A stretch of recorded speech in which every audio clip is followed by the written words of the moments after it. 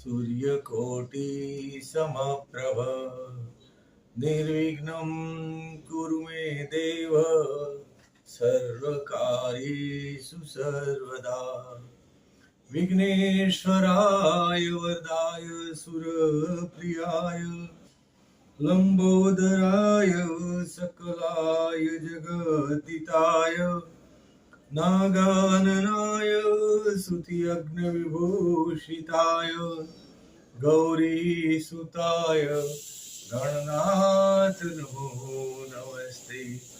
ओम गं गणपतये नमः। ओम शारदाय नमः। शान्ताकारं भुजगशयनं पद्मनाभं सुरेशं विश्वाधारं गगनसदृशं मेघवर्णं शुभांगं लक्ष्मीकान्तं कमलनयनं योगिभिर्धान्यगम्यं वन्दे विष्णु भवभयहरणं सर्वलोकैकनाथं।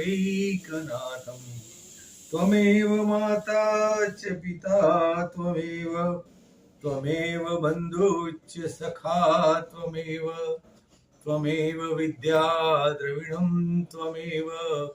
त्वमेव सर्वं मम देव वसुदेवं सुतं देवं कंसचाणूरमर्दनं देवकी परमानन्दं कृष्णं वन्दे जगद्गुरुम्। ॐ कृष्णाय वासुदेवाय हरे परमात्मने प्रणतक्लेशनाशाय गोविन्दाय नमो नमः। ॐ गोविन्दाय नमो नमः। मुखं करोति वाचालं पङ्गुमलङ्घयते गिरिं यत्कृपातमः वन्दे परमानन्दं माधवम्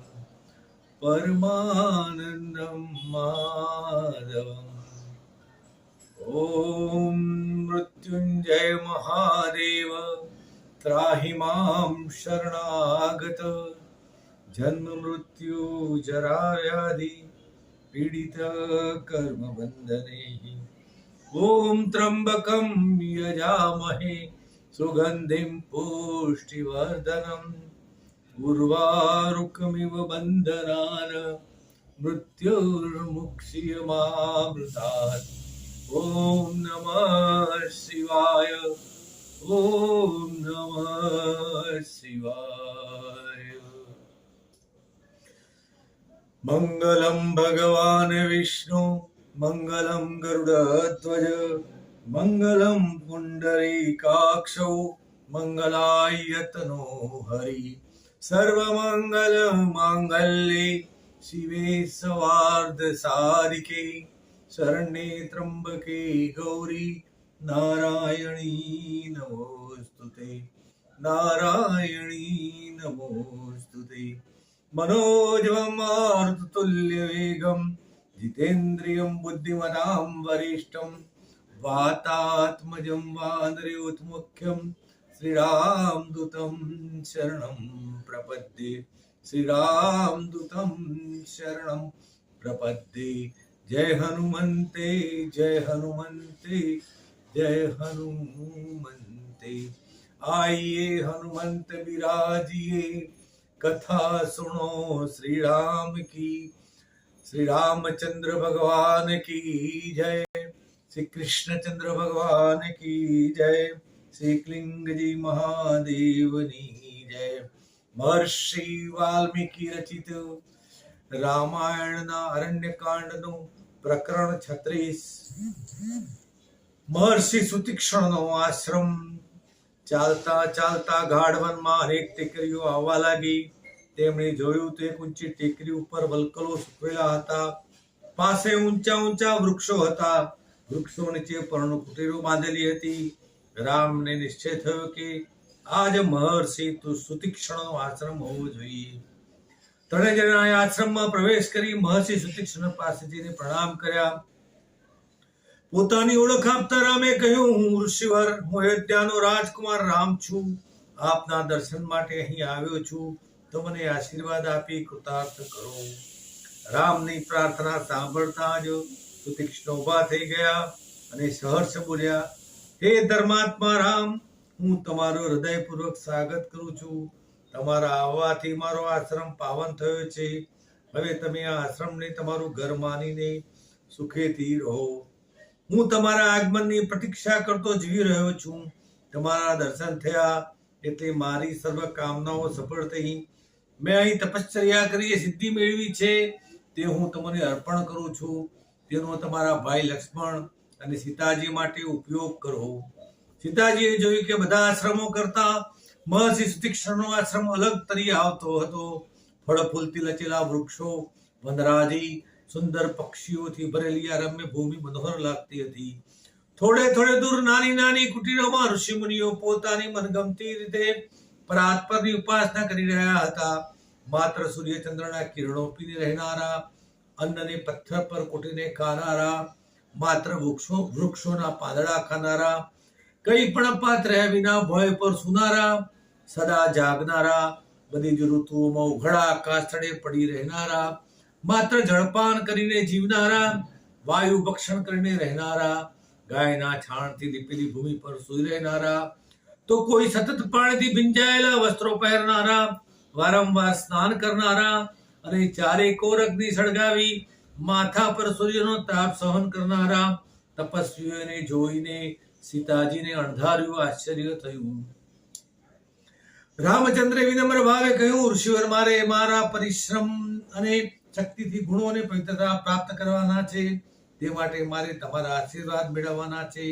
તમારા આશીર્વાદ મળશે તો હું એ પ્રાપ્ત કરી શકીશ. આથી મને મહાત્મા શરભંગે આપની પાસે મોકલ્યો છે. અમારે ત્રણેય જણે અહીં ક્યાં સ્થાને નિવાસ સ્થાન કરવું એ સંબંધી મને માર્ગદર્શન આપો. મારે હજુ વનવાસ વેઠવાનો છે. તે માટે મને અનુકૂળતા ક્યાં રહેશે તે કહો અને આપના આશીર્વાદ આપો. શ્રી રામચંદ્રજીની મધુર વિનમ્ર વાણી સાંભળી અને આશીર્વાદ આપી ઋષિએ પ્રસન્નતાપૂર્વક કહ્યું, હે રઘુવીર, તમે આશ્રમમાં જ રહો. અહીંના જલવાયુ સ્વચ્છ છે. વનમાં વૃક્ષો ફળથી લચી રહ્યા છે અને કંદમૂળ પણ વિપુલ પ્રમાણમાં મળે છે. અહીં કેટલાક દુષ્ટ દૈત્યો અમારા તપમાં ભંગ પડાવી ત્રાસ આપે છે. અમને સુખેથી રહેવા પણ દેતા નથી. જો તેમનું નિવારણ થાય તો આ સ્થાન અતિ શ્રેષ્ઠ છે. અમે તમારી પ્રજા છીએ. અમારો રક્ષાનો ભાર પણ તમારે શિરે જ છે. સુતીક્ષ્ણ ઋષિના વચનોથી રામ સમજી ગયા કે અહીં રાક્ષસો નિર્દોષ ઋષિઓને ત્રાસ આપી તપ પણ કરવા દેતા નથી. તેથી તેમણે પોતાનું ધનુષ્ય બતાવતા કહ્યું, મુનિવર, હવે તમે અભય છો એમ માનજો. હું મારા ધનુષ્ય બાણના બળે સર્વ રાક્ષસોનો સંહાર કરીશ. આ સમગ્ર સ્થળને ભયમુક્ત કરીશ. કિંતુ અમારે રહેવું ઉચિત નથી. અમારા રહેવાથી તો તમારા સૌના તપમાં ભંગ પડે એમ છે. તેથી આપ અમોને કોઈ યોગ્ય સ્થાન બતાવો. મહર્ષિ સુતીક્ષ્ણે તેમને દક્ષિણ દિશાએ મહર્ષિ અગસ્ત્યના આશ્રમની દિશાએ જવાનું કહ્યું. તે પછી ત્રણેય જણે અતિથિ બની સુતીક્ષ્ણના આશ્રમમાં રાત્રિ વિતાવી અને પ્રભાતે વહેલા ઉઠી નિત્ય કર્મથી પરવારી દક્ષિણ દિશાએ પ્રસ્થાન કર્યું. રામ લક્ષ્મણ જવા માટે ઉભા થયા. તે વેળા સીતાજીએ તેમને ત્યાં મૂકેલા ધનુષ્ય બાણ બાંધા અને ચમકતી ધારવાળા ખડગ ઉદાસ ચિત્તે આપ્યા. સીતાજીએ આપેલા આયુધો ધારણ કરી રામ લક્ષ્મણ મહર્ષિ સુતીક્ષ્ણના આશ્રમમાંથી વિદાય થયા. અનેક રમણીય સ્થળો જોતા જોતા રામ, સીતા અને લક્ષ્મણ ચાલતા હતા. ચાલતા ચાલતા સીતાજીને મહર્ષિ સુતીક્ષ્ણની સાત્વિક દિનચર્યાનું સ્મરણ થઈ આવ્યું. આખો આશ્રમ પવિત્ર વાતાવરણથી છલકાતો હતો. સમિધ આજ્યા હવ્ય દ્રવ્યો અગ્નિશાળામાં ગોઠવેલા હતા. ઉન્નત વૃક્ષો ઉપર પક્ષીઓ સહકાર કરતા હતા. કોકિલના ટોકાર તો ક્યાંક મોરના ગયકાર સંભળાતા હતા. થોડી વારે સીતાજી બોલ્યા. સીતાજીએ આશ્રમ શ્રીરામ પ્રતિષ્ઠિ કરી તો તેમને ઋષિ અને રામના જીવનનો વિરોધાભાસ જણાયો. રામે વનવાસ સ્વીકાર્યો એટલે તેમણે તપસ્વીનું જીવન જીવવું જોઈએ એવી તેમની ધારણા હતી. રામના ખભે ભેદવેલા ધનુષ્યને પીઠે લટકતા માતા જોઈ સીતાજી બોલ્યા, વિના રહી શક્યા નહીં. તેમણે નમ્ર ભાવે રામને કહ્યું, આર્ય પુત્ર, મારે તમને કંઈક કહેવાની ઈચ્છા છે. મારા વચનોમાં તમારો અનાદર થાય છે એમ તમને ન લાગે અને ન સમજો તો કહું. રામે સીતાજી સામે પ્રેમ ભરી દ્રષ્ટિ કરીને કહ્યું, આર્ય, તમારે જે કહેવું હોય તે મુક્ત મને કહો. સંકોચ રાખશો નહીં. સંકોચ એ પણ પતિ પત્ની વચ્ચે અંતરાય છે. તમને તમારા મનની કોઈ પણ વાત મને કહેવાનો હંમેશા અધિકાર છે. હે રાજપુત્ર, મને લાગે છે કે આપ તપસ્વીનો વેશ ધારણ કરવા છતાં તપસ્વી જેવું આચરણ કરી શકતા નથી. મહર્ષિ સુતીક્ષ્ણ અને આપના આચરણમાં ઘણું અંતર છે. જે માનવતાના શત્રુઓ કામનાઓથી જન્મેલા 3 વ્યસનો છે, તે વ્યસનો જૂઠ, પરસ્ત્રી ગમન, હિંસા ગણાય છે. તમે પહેલા 2 જૂઠ અને 1 પત્ની વ્રતધારી હોવાથી પરસ્ત્રી ગમનથી મુક્ત છો, એમાં મને લવલેશ પણ શંકા નથી. પરંતુ હિંસાચારના પ્રતીક જેવા ધનુષ્ય બાણ અને આ આયુધો મને ખટકે છે. તે માટે મને એક વાતનું સ્મરણ થાય છે. મેં સાંભળ્યું છે કે પૂર્વકાળમાં પશુ પક્ષીથી પરિપૂર્ણ વનમાં એક ઋષિ રહેતા હતા. તેમનું તપભંગ કરવા દેવરાજ ઇન્દ્ર યોદ્ધાના વેશમાં પોતાની 2 ધારી તલવાર ખડગ લઈને ઋષિ પાસે આવ્યા અને કહ્યું, મારે અગત્યના કામે જવાનું છે, તેથી હું મારું શસ્ત્ર સાથે રાખી શકું તેમ નથી. તો લો આ ખડગ, હું તમને ત્યાં સ્થાપન ગણીને આપું છું. એમ કે ઇન્દ્રે પોતાનું ખડગ ઋષિને સોંપી ચાલ્યા ગયા. ઇન્દ્ર ગયા પછી ઋષિ યોદ્ધાઓએ આપેલી થાપણ સાચવવાની ચિંતામાં પડ્યા. રાત દિવસ તેમને ચિંતા સતાવવા લાગી. આ એક વીર નરનું અદ્ભુત આયુધ કોઈ લાખ જોઈને ઉપાડી જાય તો. આવા વિચારોથી ઋષિ જ્યાં જાય ત્યાં ખડગ સાથે લઈને જતા. વનફળ લેવા જાય તો પણ ખડગ સાથે જ હોય. એક દિવસ ઋષિ ખડગ લઈને વનમાં વનફળ લેવા જવા નીકળ્યા. જતા જતા માર્ગમાં કેટલાક છોડના પાંદડા તેમને અવરોધક લાગ્યા. તેથી ઋષિનો ખડગ વાળો હાથ ઊંચો થતો ગયો. તેમના મનમાં પાંદડા કાપવા ચેષ્ટા થવા લાગી. ત્યાં તો એના હાથે ખડગ પાંદડા ઉપર ઝીંકાઈ ગયું. પાંદડા કપાઈને નીચે પડ્યા. ઋષિ વનને માર્ગે આગળ વધ્યા અને વનફળો લઈને પોતાના આશ્રમમાં પાછા આવ્યા. બીજા દિવસે પણ ઋષિ ખડગ લઈને વનફળ લેવા ગયા. માર્ગમાં એક વૃક્ષની નીચે નમેલી ડાળીઓ તેમને નડતર રૂપ લાગી. તત્ક્ષણ તેમણે ખડગવાળો હાથ ઊંચો કર્યો અને ઋષિએ એક જ ઝાડકે 2-3 ડાળીઓ કાપી નાખી. આમ શાખા પત્રો બંધ વેલીઓ કાપવાનો તેમનો સ્વભાવ બની ગયો. તેમને એ રમત જેવું થઈ ગયું. એકવાર તેઓ વનમાં જતા હતા. ત્યાં પણ શાખા પ્રશાખાઓ બંધ વેલીઓ કાપતા કાપતા ચાલવા લાગ્યા. ત્યાં એક હરણ ચરવામાં લીન થઈને મનગમતો ચારો ચરતું હતું. આ ઋષિજન ઉપર શ્રદ્ધાને લીધે તેના મનમાં કોઈ શંકા ન હતી. તે નિર્ભય હતું, તેથી તેને નાશવાનો પ્રયત્ન પણ ન કર્યો. ઋષિ ચાલતા ચાલતા હરણની પાસે આવ્યા. હરણે મોઢું ઊંચું કરી તેમના સામે જોયું. ત્યાં તો ઋષિએ અનુભવી પારધીની પેટે ખડગ ઉપાડી તેના કોમળ કંઠો ઉપર બળપૂર્વક ઝીંક્યું. તત્ક્ષણ હરણનું મસ્તક ધડથી જુદું થઈ ગયું. તે નિશ્ચેષ્ટ ફાટેલી આંખો જાણે ઋષિને જોઈ રહી હોય તેવી દેખાતી હતી. આ ઇન્દ્રના આયુધના પ્રભાવે ઋષિ મટી ગયા. તેઓ એક હિંસક આખટ પારધી બની ગયા. તેઓ સાંજ પડે આશ્રમમાંથી વનફળ લેવા માટે નીકળી પડતા, પરંતુ કોઈને કોઈ નિર્દોષ પ્રાણીનો વધ કરીને જ આશ્રમમાં પાછા આવતા. આ હિંસાચારના પરિણામે તેમને મૃત્યુ પછી નરકની પ્રાપ્તિ થઈ. હે રાઘવ, આવો આયુધનો પ્રભાવ છે. તેને ધારણ કરવાથી માનવીમાં હિંસાનો ભાવ પ્રવેશ કર્યા વિના રહી શકતો નથી. મેં આ સાંભળેલી વાત તમને વિનમ્ર ભાવે કહી છે. તેમાં તમને સુખ્ય વિખ્યજનને ઉપદેશ આપવાનો મારો લેશ માત્ર પણ આશય નથી. આપણે મહર્ષિ સુતીક્ષ્ણ જેવું સાત્વિક જીવન ન જીવી શકીએ. હે રાઘવ. રામ સીતાની વાત એક ચિત્તે સાંભળતા હતા. થોડી વારે થોભીને સીતાએ કહેવા માંડ્યું, હે પ્રિય દર્શન, આયુધોનો ઉપયોગ હિંસા વિના બીજો શો છે? કદાચ તમે હિંસક પશુઓ કે રાક્ષસોને મારવા તેનો ઉપયોગ કરો તો પણ તે નીતિને અનુરૂપ નથી. કોઈ પણ રાક્ષસ કે માનવ વ્યક્તિગત તમારા ઉપર આક્રમણ ન કરે ત્યાં સુધી તે તમારો શત્રુ નથી. તો પછી જે શત્રુ નથી તેને સંહારવાનો આપણને નૈતિક અધિકાર ખરો.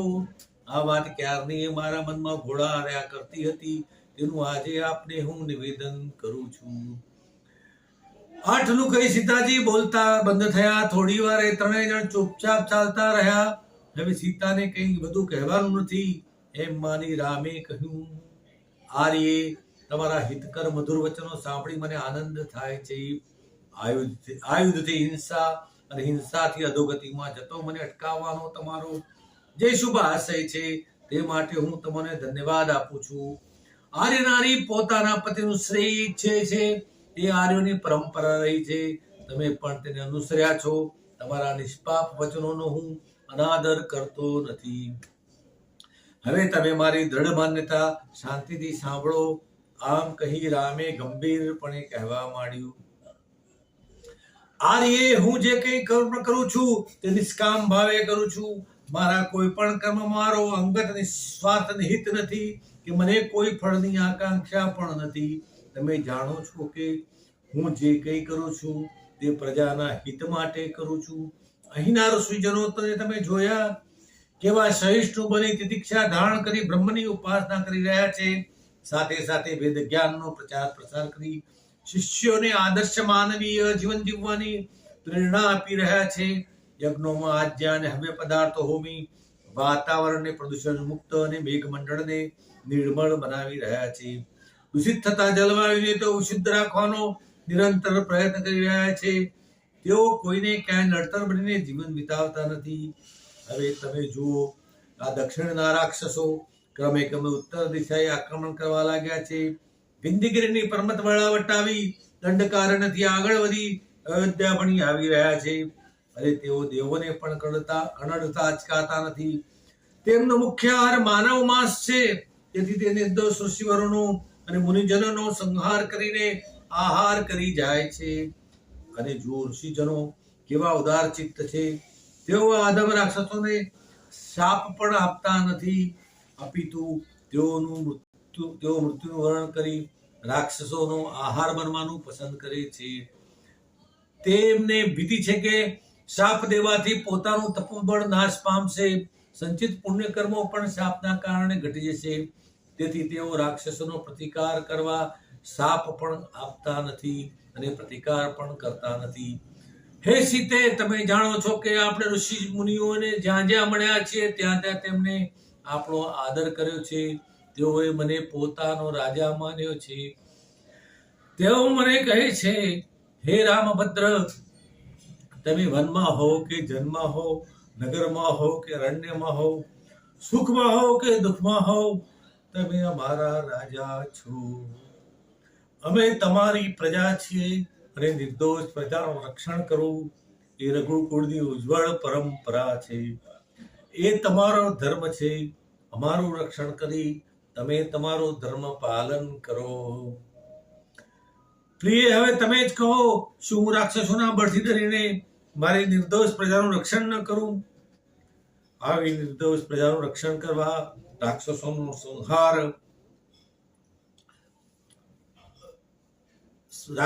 સંહાર કરવાથી હું નરકગામી નહીં બનું. અપિતુ પ્રજાના રક્ષણમાં ભીરું બનીને પાછી પાછું કરીશ તો મારી અધોગતિ થશે, એમાં મને કોઈ શંકા નથી. વળી આર્યાવર્ત રાક્ષસોથી ઘેરાતું જાય છે. તેની રક્ષામાં વિલંબ થશે તો આર્ય રાષ્ટ્ર છિન્ન ભિન્ન થઈ જશે. આર્યજનોની દુર્દશા થશે. કોઈ પણ ભોગે રાક્ષસોને અટકાવી પ્રજા અને રાષ્ટ્રની રક્ષા કરવી એ મારા માટે આજનો ધર્મ છે. સમયની માંગ છે. રાજા માટે તો પ્રજાના શત્રુઓ એ પોતાના જ શત્રુઓ છે. હે વૈદેહી, હું જાણી જોઈને કોઈ અધર્મનું આચરણ નહીં કરું. તેમાં શ્રદ્ધા રાખજો અને ભવિષ્યમાં પણ તમારા મનમાં કોઈ વિચાર કલ્પના જન્મે તો મને નિસંકોચ કહેજો. હું તેનું સમાધાન કરીશ, અથવા તો તે સત્ય હશે તો હું તેનો સ્વીકાર કરતા પણ લઘુતા નહીં અનુભવું અને તુરંત જ સ્વીકાર કરીશ. રામે નિર્વ્યાજ વાણીથી સીતાને પોતાના મનની વાત કહી. ઇતિ શ્રી અરણ્યકાંડનો પ્રકરણ 36 સમાપ્ત. બોલો શ્રી રામચંદ્ર ભગવાન કી જય. કૃષ્ણ કનૈયા લાલ કી જય. એકલિંગજી મહાદેવની જય. અચ્યુતમ કેશવમ રામ નારાયણમ કૃષ્ણ દામોદરમ વાસુદેવ શ્રી હરિ શ્રીધરમ માધવમ ગોપિકા વલ્લભમ જાનકી વિનાયકમ શ્રી રામચંદ્રમ ભજે. સર્વે ભવન્તુ સુખિનઃ, સર્વે સન્તુ નિરામય, સર્વે ભદ્રાણિ પશ્યન્તુ, મા કશ્ચિદ દુઃખ ભાગ ભવેत्. ઓમ શાંતિ शांति शांति